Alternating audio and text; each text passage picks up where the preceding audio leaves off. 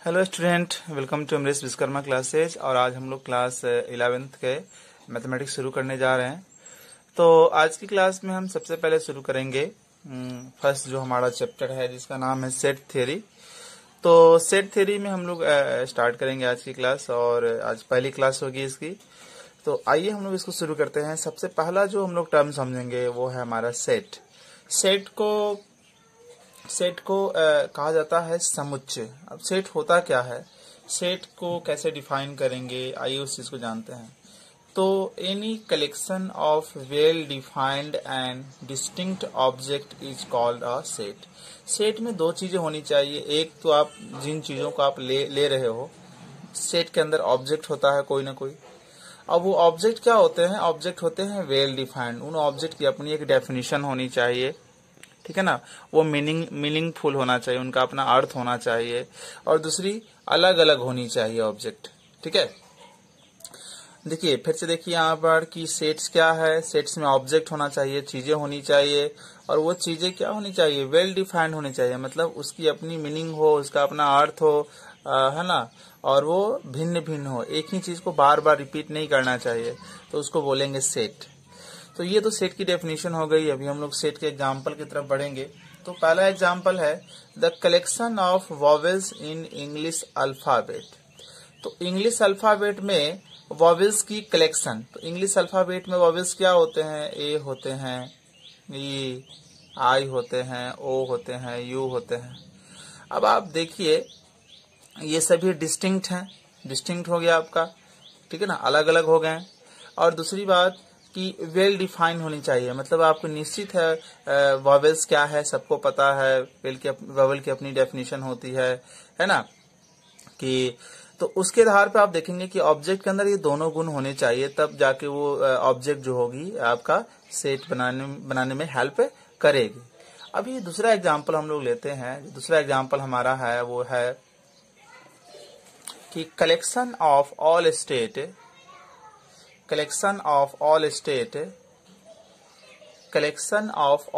Of India. तो इसमें भी आप देख सकते हैं collection of all state of India में। तो भाई collection of all state of India में क्या आ जाएगा? बिहार आ जाएगा, है ना, झारखंड आ जाएगा, अलग अलग सारे स्टेट आएंगे, उड़ीसा आ जाएगा, ठीक है, ओडिशा आ जाएगा, दिल्ली यहाँ देखेंगे। इसके बाद एमपी आ जाएगा, यूपी आ जाएगा। तो ये सभी क्या हैं? ईटीसी, ठीक है। ये सभी डिस्टिंक्ट है, अलग अलग हैं, और सबकी अपनी मीनिंग है, सबका अपना है ना डेफिनेशन है। तो इसलिए इसको बोलेंगे ये सेट है। आप चाहे तो इस सेट का कुछ नाम भी दे सकते हैं। अगर हम सेट का नाम ए दे दिए तो इसका नाम मैं बी दे रहा हूं। इसके बाद थर्ड एग्जाम्पल है। थर्ड एग्जाम्पल की तरफ बढ़ते हैं। The collection of good cricket players of India. The collection of good cricket players of India. अब भाई गुड क्रिकेट प्लेयर किसको कहेंगे? गुड क्रिकेट प्लेयर अगर हम सचिन को बोलते हैं तो may be Sachin first match में अच्छा खेले और आने वाले 4 मैच में बहुत बुरा खेले, तो क्या उसको गुड प्लेयर? पहली बात है कि जो गुड टर्म है, ये सब टर्म की अपनी डेफिनेशन नहीं होती। गुड किसको बोलेंगे? कितना बेहतर खेले कि गुड क्रिकेटर उसको बोलेंगे, ठीक है। तो ये टर्म का अपना मीनिंग नहीं है। तो सीधे आप बोलेंगे कि यहाँ जो वर्ड है good, good has no well definition. Good की अपनी कोई डेफिनेशन नहीं है। कैसे पता करेंगे कि कौन से प्लेयर गुड है और उसका क्या मेजर है, कैसे मेजर करेंगे उसको? तो ऐसा कोई क्राइटेरिया नहीं है, ऐसा कोई मेथड नहीं बनाया गया है। इसलिए इसको कहेंगे कि ये वेल डिफाइंड टर्म नहीं है, इसलिए ये सेट है। क्या ये सेट होगा? तो ये सेट नहीं होगा। अभी इसके बाद जो नेक्स्ट एग्जाम्पल की तरफ हम लोग बढ़ते हैं, तो हमारा नेक्स्ट एग्जाम्पल है the collection of rich in India. Bharat में रिच का कलेक्शन। तो रिच की भी अपनी डेफिनेशन नहीं होती है। कितने पैसे रखने वाले को रिच बोलेंगे? रिच की क्या डेफिनेशन है, ठीक है, कोई डेफिनेशन नहीं है। ये आपका क्या है? अनडिफाइंड टर्म है, इसकी कोई अपनी डेफिनेशन है नहीं, अनडिफाइंड टर्म है, अपनी कोई डेफिनेशन नहीं है, इसलिए ये सेट भी नहीं होगा। इसके बाद जो फोर्थ एग्जाम्पल है कि the collection of beautiful girls of the world, दुनिया के सुंदर लड़कियों का कलेक्शन। तो ये जो वर्ड फिर से आ गया यहाँ पर, इसका भी कोई डेफिनेशन नहीं है। कितनी सुंदरता, ब्यूटीफुल गर्ल्स किसको बोलेंगे, क्या उसका मेजर है, कैसे मापेंगे उसको, ठीक है ना। स्किन का कलर कितना व्हाइट होना चाहिए कि ब्यूटीफुल बोलेंगे, तो इसकी कोई क्राइटेरिया नहीं है। तो ये सभी टर्म जो है ये मीनिंगलेस टर्म है, अपना इनका कोई मीनिंग नहीं है। और अपना मीनिंग नहीं होने के कारण ये सभी जो टर्म है, अपना मीनिंग नहीं होने के कारण ये सभी जो टर्म है यहाँ इनका नो मीनिंग, कोई अपना मीनिंग नहीं है, अपना मीनिंग नहीं है, इसलिए ये सेट नहीं होंगे। सो स्टूडेंट, अभी हम लोग जानेंगे नोटेशन ऑफ सेट। सेट को कैसे नोटेट करते हैं, यानी कैसे रिप्रेजेंट करते हैं। तो सेट को रिप्रेजेंट करने के लिए हम लोग क्या करते हैं कि जनरली जो है हम लोग कैपिटल लेटर से सेट को डिनोट करते हैं, ठीक है। Capital letters are used to like A, like B, like C, etc। तो कैपिटल लेटर से सेट को डिनोट किया जाता है। जैसे ऐसे कुछ लिखा रहेगा, जैसे मैंने अभी बताया था वॉवेल्स वाला, तो उसको मैंने कोई सेट मान लिया, लेट इट बी ए, उसको ए मान लिया, और इसके अंदर vowels A, E, I, O, you, ठीक है। तो सेट को कैपिटल लेटर से दिखाते हैं, ठीक है ना। अब कैपिटल लेटर कुछ भी हो सकता है। अगर हम नेचुरल नंबर का सेट बनाएंगे तो नेचुरल नंबर स्टार्ट विद 1, 2, 3, 4।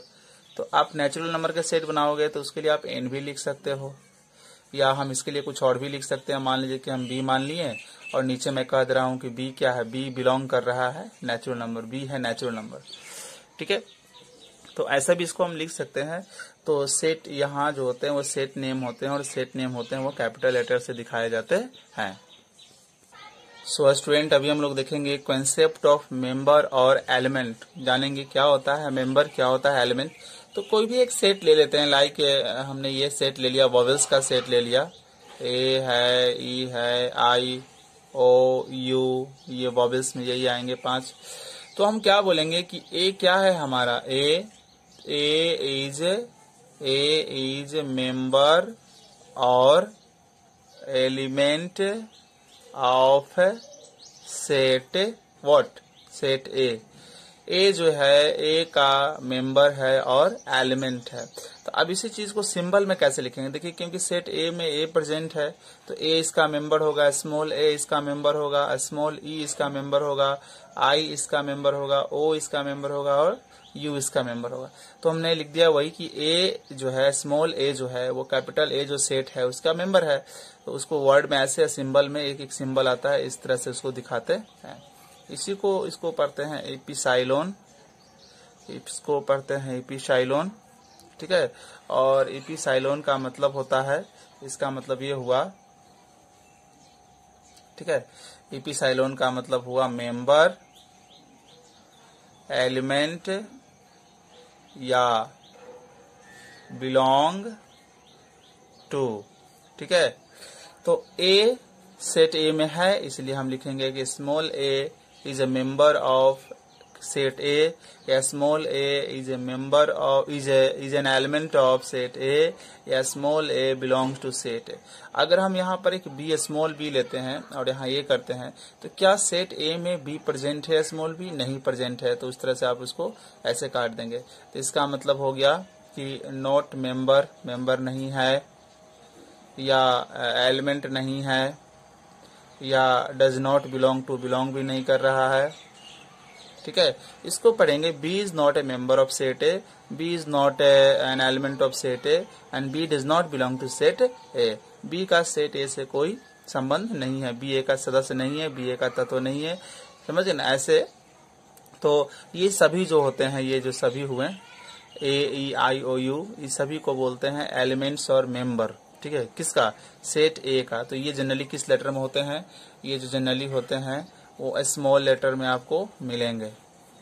ये जनरली जो होंगे वो किस लेटर में रहेंगे, स्मॉल लेटर में आपको वो मिलेंगे, ठीक है। तो अभी हम लोग आगे बढ़ते हैं स्टूडेंट इसके बाद। सो स्टूडेंट, इसके बाद हम लोग अभी इस टॉपिक पर हम डिस्कस करेंगे जिसका नाम है रिप्रेजेंटेशन ऑफ सेट। सेट को कैसे रिप्रेजेंट करेंगे, ठीक है। तो सेट को रिप्रेजेंट करने का जो तरीका है वो सेट को हम लोग दो तरह से रिप्रेजेंट करते हैं। जो पहला मेथड है उसको बोलते हैं टेबुलेशन या रोस्टर मेथड, और दूसरा जो मेथड है जिसको बोलते हैं इनमरेशन मेथड, ठीक है। सॉरी, ये पहले ही का तीन अलग अलग नाम है, टेबुलेशन, रोस्टर और इनमरेशन मेथड, ठीक है। तो आप या इसको टैबुलेशन कहो या रोस्टर कहो या इनमरेशन मेथड कहो। सेकेंड जो मेथड है जिसके जरिए हम लोग सेट को रिप्रेजेंट करते हैं, सेट के एलिमेंट को एक्सप्रेस करते हैं, सेट के एलिमेंट को एक्सप्रेस करने का जो सेकंड तरीका है उसको बोलते हैं सेट बिल्डर मेथड या प्रॉपर्टी मेथड। तो we will discuss both of this method one by one. So let us go to discuss first method, that is known as tabulation method या रोस्टर मेथड और enumeration method. तो सबसे पहला method की तरफ हम लोग बढ़ते हैं और हमारा सबसे पहला मेथड है, so students come and discuss the first method that is known as tabulation method. So let us see how can we write the element of sets in tabulation method. So first of all we will discuss the definition of this one.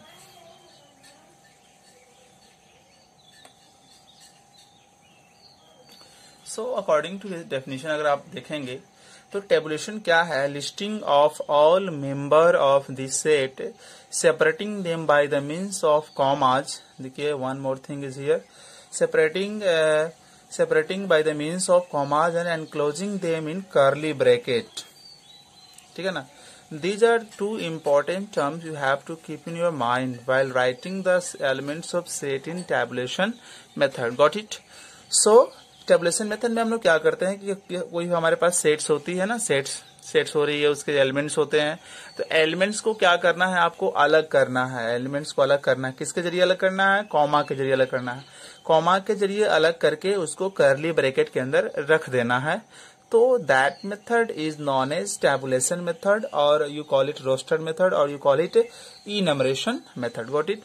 जैसे मैं example आपके सामने ले रहा हूं यहाँ पर, और एग्जाम्पल हमारे पास ये है कि हमारे पास एग्जाम्पल यहाँ पर यह है कि collection of vowels in English alphabet, ये हमारे पास एक क्वेश्चन है और we are going to write this set in tabulation form. तो हम क्या कर लेते हैं कि सेट का अपने एक नाम दे देते हैं, लाइक ए मैंने इसको मान लिया, लेट दिस सेट बी ए, और हम कर्ली ब्रैकेट ले लेंगे। और ये जो इसके एलिमेंट वॉवेल्स कितने इंग्लिश में होते हैं, ए आई ओ यू, सारे एलिमेंट को कॉमा से अलग कर दिया और कर्ली ब्रैकेट के अंदर इसको एनक्लोज कर दिया, मतलब रख दिया। तो ये जो मेथड है ऐसे लिखना, किसी सेट के एलिमेंट को इस तरह से लिखना, ये मेथड कहलाता है आपका टेबुलेशन। ये मेथड ही कहलाएगा आपका टेबुलेशन मेथड, ठीक है। ये मेथड कहलाएगा टेबुलेशन मेथड। सो स्टूडेंट कुछ और क्वेश्चन लेते हैं ताकि हम टेबुलेशन मेथड को अच्छे से समझ सके। तो हमारे पास एक और क्वेश्चन है यहाँ पर कि collection of prime number less than 20, यानी कि 20 से कम प्राइम नंबर का कलेक्शन। तो इस सेट को अगर हम बी मान लेते हैं, अब 20 से कम प्राइम नंबर कितने होते हैं भाई, तो सबसे छोटा प्राइम नंबर तो 2 होता है। प्राइम नंबर पता है ना, जिसके आपके क्या हो, एक ही फैक्टर हो, मतलब ऐसी नंबर जो एक से बड़ी हो और वो स्वयं से और एक से पूरी तरह से डिविजिबल हो, उसको प्राइम नंबर बोलेंगे। तो 2 होती है प्राइम नंबर, फिर 3, 5, आपको 20 से लेस करना है, 5, 7 हो गया, यहाँ पर 11 होगा, 13 हुआ आपका, और फिर 17 एंड देन 19। तो इस तरह से 20 से लेस प्राइम नंबर को मैंने कॉमा से अलग करके और कर्ली ब्रैकेट के अंदर लिख दिया। तो ये अब हमारा टेबुलेशन मेथड हो गया। इसके बाद हम लोग का इससे जो थर्ड एग्जांपल है collection of even natural number. तो इवन नेचुरल नंबर अगर हम सेट को सी मान लेते हैं, तो इवन नेचुरल नंबर क्या होता है भाई, नेचुरल नंबर इवन पता है आपको, 2 से डिविजिबल होना चाहिए। तो 2, 4, 6, 8, और ये तो इन्फिनाइट तक जाएगा ना, ये तो अनंत है, इनकी संख्या तो डेफिनेट नहीं है। तो आप यहाँ पर डॉट लगा दोगे। डॉट का मतलब हो गया, यहाँ जो डॉट हुआ, डॉट का मतलब क्या आया, डॉट मीन्स सो ऑन, मतलब ये आगे की तरफ इन्फिनाइट तक जाएगा। 2 4 6 8 10 ऐसे हैं, क्योंकि ये natural number, even natural number तो निश्चित डेफिनेट है नहीं, इसके फिक्स नंबर ऑफ टर्म है नहीं है, तो इनफिनाइट तक जाएंगे तो डॉट डॉट लगा देंगे वैसे केस में। सो स्टूडेंट, हम बी अलर्ट सेक्शन में ये जानने की कोशिश करेंगे कुछ जो है जहाँ पर फैक्ट बताया जाएगा आपको कि जैसे मान लीजिए कि कोई आपके पास एक सेट है, सेट ए है और इसके एलिमेंट है 1 2 3। मान लिया जाए कोई एक सेट है जिसके एलिमेंट है 1 2 3, तो कोई बच्चा इस एलिमेंट को 1 2 3 इसके एलिमेंट है, कोई इसको 2 1 3 लिखे या कोई इसे 3 1 2, मतलब जो एलिमेंट के ऑर्डर को आपस में बदल के लिखने से कोई नया सेट जनरेट नहीं होता है, सबका एक ही मतलब होगा। ठीक है, तो या तो कोई एलिमेंट सेट ए है, कोई जो सेट ए है उसके एलिमेंट 1 2 3 है, या तो उसके जो एलिमेंट के ऑर्डर को आप चेंज करके ऐसे लिखो या ऐसे लिखो, doesn't matter, this all are immaterial. ये सबका अलग अलग कोई मतलब नहीं होगा, सबका एक ही मतलब हो गया, all this represent the same set ए। ठीक है, तो पहली बी अलर्ट में आपको ये चीज ध्यान देनी है। और एक दूसरी बात यहाँ ध्यान देना है, सपोज कीजिए हमारे पास सेट बी है और इसका एलिमेंट किसी ने बच्चा ने ऐसे लिख दिया 1 1 2 3 5, तो वो देखिए एलिमेंट को रिपीट आप नहीं कर सकते हैं। ठीक है ना, जैसे 1 फिर अगेन 1 आ गया तो यहाँ पर रिपीटिशन ऑफ एलिमेंट हो गया, एलिमेंट की पुनरावृत्ति हो गई, दोबारा आ गया। ठीक है, तो वैसे केस में आप याद रखिएगा कि ये गलत है, गलत नोटेशन है representing in the roster form या टेबुलेशन फॉर्म। इसका सही तरीका होना चाहिए, B is a set whose elements are 1, here 1 is written twice but you ignore 1 1 2 3 and 5। ये आपका एग्जैक्ट और right method of expressing the element of a particular set. Got it? So student, अभी हम लोग बात करेंगे जो सेट बिल्डिंग फॉर्म, यानी कि जो सेकेंड मेथड है किसी एलिमेंट के सेट को रिप्रेजेंट करने का, जो सेकेंड वे है, सेकेंड जो तरीका है उसको बोलते हैं set building form. Set building form, अब इस सेट बिल्डिंग फॉर्म में क्या होता है, इसके अंदर राइटिंग द सेट यानी कि set of the element of the set, set का element, writing the element of the set by some special property और properties satisfied by all element। इसका मतलब ये हो गया कि सेट को हम क्या देख करेंगे, सेट के जो एलिमेंट है उसको हम देखेंगे बड़े ध्यान से, और ध्यान से देखने के बाद देखेंगे कि सेट का एलिमेंट कौन से गुण को सेटिस्फाइड कर रहा है, फॉलो कर रहा है, कौन से प्रॉपर्टी को फॉलो कर रहा है। ठीक है ना, और जिस प्रॉपर्टी को वो फॉलो करेगा सेट का एलिमेंट, उसी को अगर हम ऐसे लिख देते हैं कि मान लीजिए कोई सेट ए है और यहाँ कर देंगे x, इसको सच डेट पढ़ेंगे और यहाँ मैं लिख दूंगा ये कि वो जो सेट का एलिमेंट है वो किस प्रॉपर्टी को फॉलो कर रहा है, यहाँ लिख देंगे। यहाँ कॉमा का कोई यूज नहीं होता है, तो इस मेथड को बोलेंगे सेट बिल्डिंग फॉर्म। ठीक है, या इसको ऐसे भी आप लिख सकते हैं कि एक सेट ए है और x सच डेट x, ये भी सच डेट का सिंबल है, ये भी सच डेट का सिंबल है। ठीक है, या तो ऐसे दोनों का सिंबल सच डेट है, समझ गए, दोनों सच डेट आपका हुआ। और सच डेट का शॉर्ट में हम लोग क्या लिखेंगे, सच डेट जब अब बाद में यूज करना होगा तो s.t हम लिखेंगे बार बार। तो कोई एलिमेंट ए है, कोई सेट ए है, उसका यहाँ x लिखेंगे, यहाँ x लिखेंगे, सच डेट लिखेंगे, और उसके बाद देखेंगे कि उस जो सेट है ना उसका एलिमेंट कौन सा प्रॉपर्टी को फॉलो कर रहा है, उस प्रॉपर्टी को यहाँ लिख दीजिए, या इसी को ऐसे भी लिख सकते हैं, यहाँ लिख देंगे। ठीक है, तो ये जो तरीका हुआ, ये तरीका जो हुआ वो कहलाएगा आपका सेट बिल्डर फॉर्म कहलाएगा। अब आइए क्वेश्चन के थ्रू हम इसको समझने की कोशिश करते हैं सेट बिल्डर फॉर्म क्या है। जैसे हमारे पास एक क्वेश्चन है और क्वेश्चन हमारे पास ये है कि सेट ए है और इसका एलिमेंट है 1 2 3 4। अब इस एलिमेंट को गौर से देखिए, पहले तो हम इसको ऐसे कर देंगे, set A x such that x, ऐसे कर दिया। उसके बाद एलिमेंट को गौर से देखिए तो सभी नेचुरल नंबर हैं, और ये नेचुरल नंबर क्या है, नेचुरल नंबर जो है 5 से कम है, नेचुरल नंबर है ना 1 2 3 4, 5 से कम है। अब x मैंने मान लिया कि x सच डेट x लेस देन 5, और x क्या है, x है नेचुरल नंबर। तो आप ऐसे भी यहाँ वर्ड में लिख सकते थे कि x is a natural number, ऐसे भी आप इसको कर सकते थे। नहीं तो हम सिंबल में भी इसको लिख सकते थे, x such that x less than 5 और x बिलोंग कर रहा है नेचुरल नंबर से। तो ये मैंने इसके प्रॉपर्टी को देखा और प्रॉपर्टी को देखकर इस तरह से रिप्रेजेंट कर दिया। तो इस तरह से लिखना कहलाएगा आपका सेट बिल्डर फॉर्म, राइट।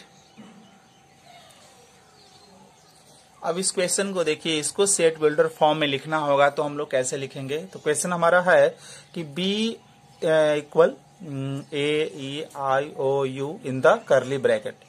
तो इसको अगर हमको लिखना होगा सेट बिल्डर फॉर्म में, तो आप इस प्रॉपर्टी को देखिए। तो पहले इसका जो तरीका है उसको लिख दिया जाए, B x such that x. अब ये एक्स क्या है, प्रॉपर्टी को देखने से मालूम चल गया, वो these are vowels in English alphabet. तो लिख देंगे x is a vowel in English alphabet, English alphabet. And इस तरह से यह प्रॉब्लम सॉल्व हो गया। ठीक है, अभी स्टूडेंट हम इस क्वेश्चन को देखते हैं, इसको हम सेट बिल्डर फॉर्म में कैसे लिखेंगे। तो c इक्वल टू 1/2, 2/3, 4/5, 5/6, 6/7, इसको हमको सेट बिल्डर फॉर्म में लिखना है। तो पहले वो तरीका जो है उसको लिख लेते हैं, x such that x equal to. अब देखो ऊपर न्यूमरेटर जितना है उससे एक ज्यादा आपका डिनोमिनेटर है। तो अगर न्यूमरेटर को हम अगर कुछ मान लेते हैं, मान लिया जाए न्यूमरेटर को हम p मान लिए, इसको p मान लिया, तो नीचे एक क्या एक ज्यादा है, यानी कि p+1 करना पड़ेगा। ठीक है, और p कितना से शुरू हो रहा है, p जो है वो शुरू हो रहा है 1 से, और p कितना पर खत्म हो रहा है, p खत्म हो रहा है आपका 6 पर। अब देखो इसका मतलब ये हो गया कि p जो है ना 1 से शुरू हो रहा है और 6 पर खत्म हो रहा है। तो अगर हम p1 लेंगे तो 1 और यहाँ भी 1, तो ये मिल जाएगा। अगर हम p2 लेंगे तो 2 और यहाँ भी 2, तो ये मिल जाएगा। p3 लेंगे तो p3 लेंगे, यहाँ 3 वाला एक टर्म मिसिंग था, छूट गया था। p3 लेंगे तो आपको ये मिल जाएगा, और p4 लेंगे तो ये आ जाएगा, p5 तो ये, और p6 तो ये। तो इस तरह से आप देखें, आप ये भी देख सकते हैं कि आपने जो बनाया है प्रॉपर्टी क्या वो सेटिस्फाई कर रहा है। तो आप चेक करके भी अपने आंसर की जस्टिफाई कर सकते हैं। अब स्टूडेंट इसको देखते हैं, b इक्वल टू 2, 4, 6, 8 है। तो ये क्या है, तो b x such that x 2, 4, 6, 8 देख रहे हैं इवन नंबर है। इवन नंबर कितना, 10 से छोटा, तो आप लिखेंगे कि is an even number less than 10। या इसका और भी प्रॉपर्टी इसका हो सकता है, इसी को हम ऐसे भी बना सकते थे, x such that x equal to 2n कर दिया, 2n कर दिया या 2p कर दिया, और यहाँ बोल दिया कि p जो है वो 1 से शुरू होगा और p4 पर एंड हो जाएगा। तो अगर p1 लोगे तो 2 into 1 ये आ जाएगा तुम्हारा। जब p2 लोगे तो 2 into 2 4 आ गया। जब p को 3 लिया जाएगा तो 2 into 3 6 आएगा, और जब p को 4 लिया जाएगा तो 2 into 4 8 आ जाएगा। तो ये भी एक इसी क्वेश्चन का ये भी एक रोस्टर फॉर्म हो गया, ये भी एक रोस्टर फॉर्म हो गया। ठीक है, स्टूडेंट इस क्वेश्चन को देखते हैं कि D is a set whose elements are 1, 5, 10, 15 dot dot dot ये है। अब इस एलिमेंट को हम कैसे रोस्टर फॉर्म में लिखेंगे, तो इसको आप ऐसे भी लिख सकते हो कि अगर आप 1 को छोड़ो तो बाकी को देखो, 5, 10, 15 ये सभी क्या है, ये सभी हमारा मल्टीपल है, मल्टीपल ऑफ 5। ठीक है, 1 को अगर हटा दिया जाए तो बाकी सब क्या है, मल्टीपल ऑफ 5 है। तो इसको हम ऐसे भी लिख सकते हैं कि x such that x is a multiple of 5, और अब ये 1 रह गया है तो x इक्वल टू 1। आप इसको ऐसे भी आप कर सकते हैं। इसलिए मैं डिफरेंट क्वेश्चन लेकर आपको बहुत सारे आइडिया यहाँ पर बता रहा हूँ। तो आप स्टूडेंट अब इस क्वेश्चन को देखिए, हमारा जो एफ एक क्वेश्चन है जिसका एलिमेंट जो है 1 है, 1/4 है, 1/9 है, 1/16 है, 1/25 है। अब इस क्वेश्चन को हम लोग देखने की कोशिश करेंगे और इसको रोस्टर फॉर्म में लिखेंगे।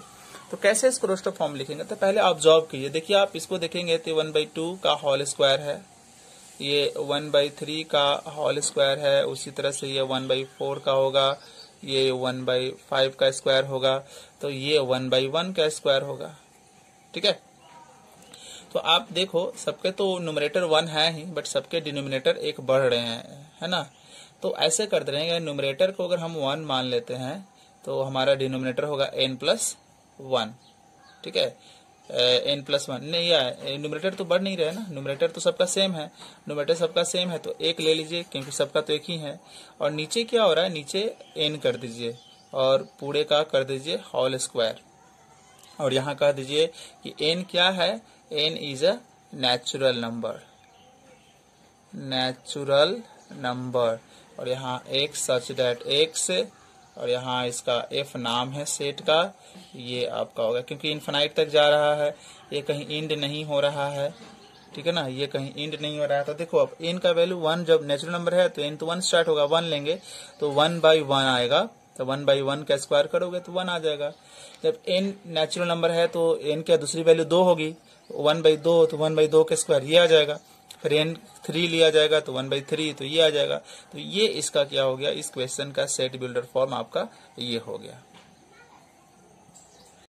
सो स्टूडेंट अभी हम लोग देखेंगे कि आगे टॉपिक की तरफ हम लोग बढ़ते हैं, और हमारा जो टॉपिक है converting set builder form into roster form, यानी कि क्वेश्चन पहले से आपको सेट बिल्डर फॉर्म में दिया हुआ है, क्वेश्चन पहले से आपको सेट बिल्डर फॉर्म में दिया हुआ है, उसको आपको रोस्टर फॉर्म में लिखना है, मतलब कॉमा से अलग करके सारे एलिमेंट को आपको लिखना है। तो आप देखिए यहाँ पर क्वेश्चन क्या है कि ए इज सेट, है ना, ए इज सेट वेयर 2x + 1 = 15। अब इसको आप सॉल्व करो, 2x + 11 = 15, तो 2x क्या होगा भाई, 2x हो जाएगा 15 - 11, तो अगेन 2x = 4, तो x = ये कैंसिल हो जाएगा तो 2 आ गया। तो आपका इसको सेट बिल्डर फॉर्म में, इसका मतलब कि इसका एक ही एलिमेंट होगा, ओनली 2 है, तो हम इसको ऐसे लिख देंगे, तो ये क्वेश्चन का आंसर हो गया, सेट बिल्डर फॉर्म में ये लिखा गया। अब हमारे पास ये क्वेश्चन है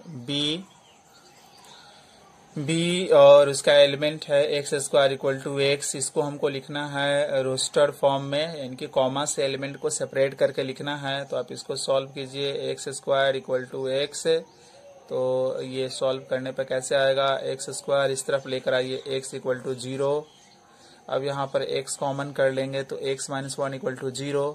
तो आप देखो कि a b 0 है, इसका मतलब या तो a 0 होगा या तो b 0 होगा, ठीक है, या तो a 0 होगा या तो b 0 होगा।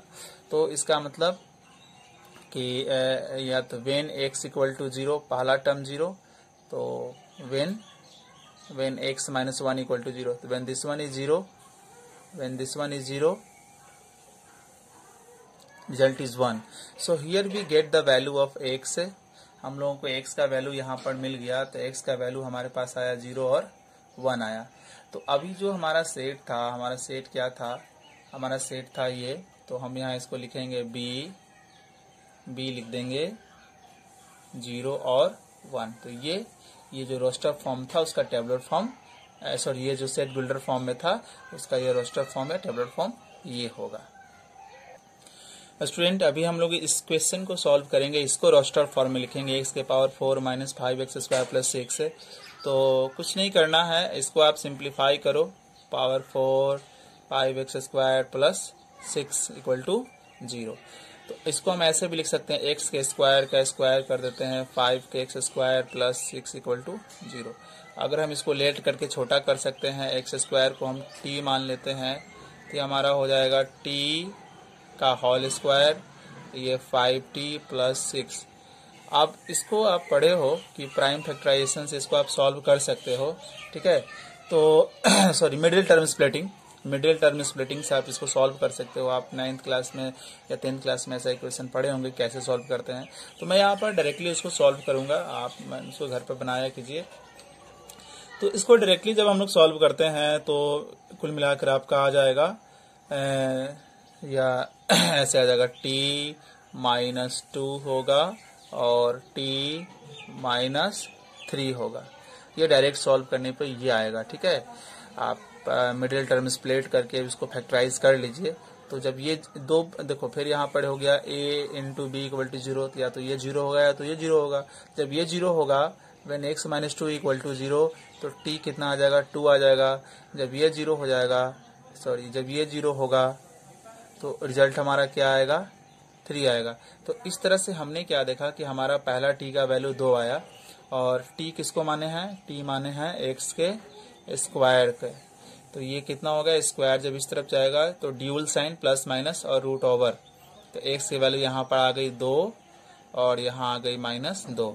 उसी तरह से जो आपके पास जो एक और जो t का वैल्यू है, t का एक और जो वैल्यू है 3 है, और x का वैल्यू x² रखेंगे, तो इसको भी सॉल्व करेंगे तो प्लस माइनस रूट ओवर 3 ही आएगा। तो x का वैल्यू यहाँ पर आ गया 3 और आ गया -3, ठीक है, 3 और -3 आ गया। तो अब आपका सेट क्या है, सेट f था, f सेट है, सेट f है, तो इसके एलिमेंट लिखाएगा आपका कितना, सारे एलिमेंट को लिख दीजिए। आप यहाँ लिखेंगे -√3 -√2, यहाँ होगा √2, यहाँ होगा √3, और इस तरह से आपके ये सेट जो है रोस्टर फॉर्म में पहले था, अब वो आपके सेट बिल्डर फॉर्म में पहले था, अभी आपको वो रोस्टर फॉर्म में आ गया। सो गाइज, आज की क्लास में इतना ही। हम इसी चैप्टर में अगले क्लास में और भी डिफरेंट क्वेश्चन लेकर आएंगे। So keep learning and keep watching the video if you like it, and don't forget to share it to the other peoples, other needy peoples, other needy student. Thank you once again for watching this video.